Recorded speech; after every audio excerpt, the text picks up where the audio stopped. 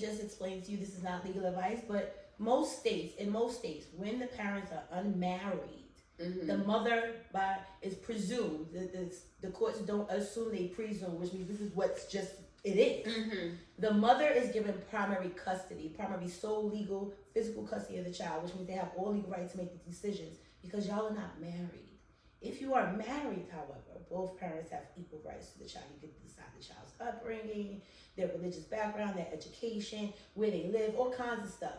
But when you are unmarried, until you sign that paternity paper or whatever the rules of your state may be, I could just speak for New York. Listen, in New York, you birth your baby. You get the birth certificate and the paternity paper together. And the nurse tells you very clearly, if you doubt paternity of this child, do not sign that paper.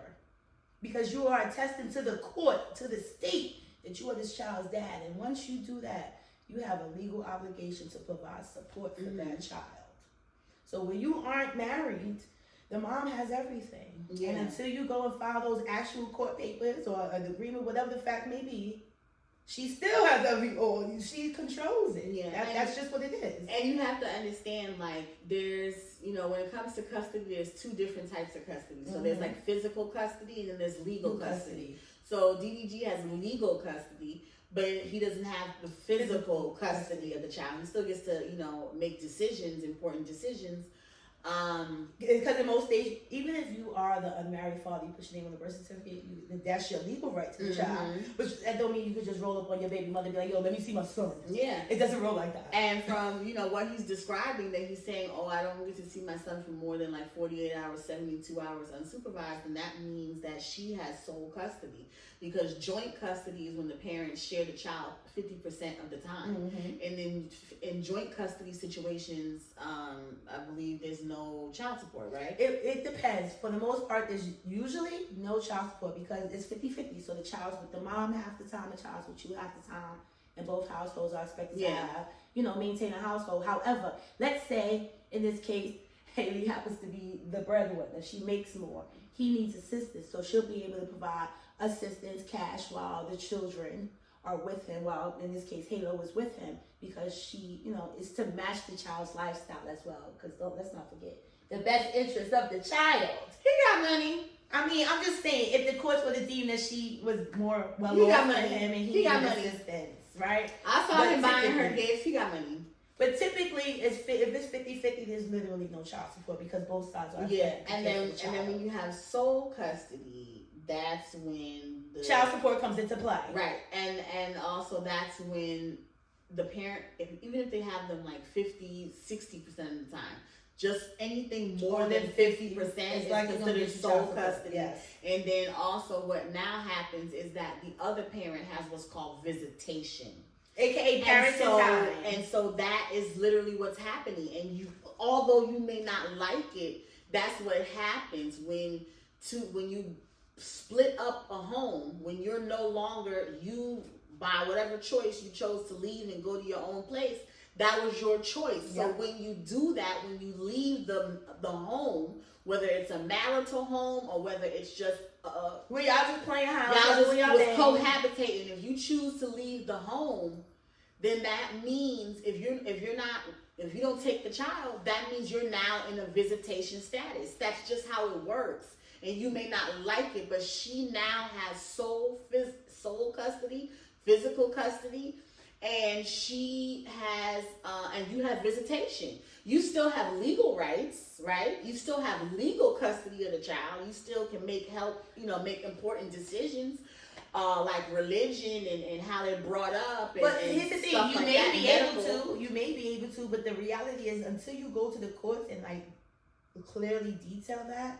If you Muslim and she chooses to say the child's not going to be Muslim, you really don't have a fight until you go to court and do that. Honestly. Yeah, you have to go to court. A lot of this is stuff that has to, and let's be honest, most of the aunties online was telling him, what, baby? What did you say? Going down to the courthouse. Get off of my internet and going down to the courthouse. And that's not just to him, that's to any of you. Before y'all run around here and say your baby mama is crazy or all this, listen. First of all, don't put a baby in somebody you don't want to. You have to deal with them at least for the foreseeable future. 18 to 20 years, depending on your child, right? Yeah, it's like, crazy. Think about that. And visitation is called parenting time. So because you're not visiting with your child no more. Let's just remember that you're not visiting with your child, and for a long time it's visitation. But if the child is with dad over the weekend, that's parenting time. He gets to parent his child as well, right? And if you really want your parenting time, you really want to see your baby mother, you go down there and y'all have an agreement. Spend time. Maybe who decides what? Maybe you get him Wednesday through Saturday. You know what I mean? And she has them, Saturday night up until, Tuesday, or at the end of the day, I'll do it. But if that's what you want to do, then do that then. But you go to the courthouse. You're not going to get what you're looking for by jumping on the internet. But also keep in mind that it's also on the best interest of the child. Let's not forget that every court in this country goes by the best interest of the child. And so they may see that it may be beneficial to the baby that, he's with mom more of the time, right? Yeah. Because they look at the parents' background and stuff. So before y'all go running around here trying to do all that, just know that every state, the best interest of the child's standard is usually the same. But it really looks at the child's upbringing. Is the child safe? Any community and family ties the child may have. But actually, are you able to provide for the child in a safe and nurturing environment? That's the question of it. Exactly. And if you honestly can't do that, like you're moving from house to house, you don't have a stable place, let the baby be where there's a stable parent. And you have a right to visitation. So you have a right to see your child unless the court deems otherwise. You have a right to visitation, and you can go ahead and file a petition. That's it. You can file a custody petition. And some states if you want custody, you can file a visitation petition. If she won't let you see your kid, stop making excuses.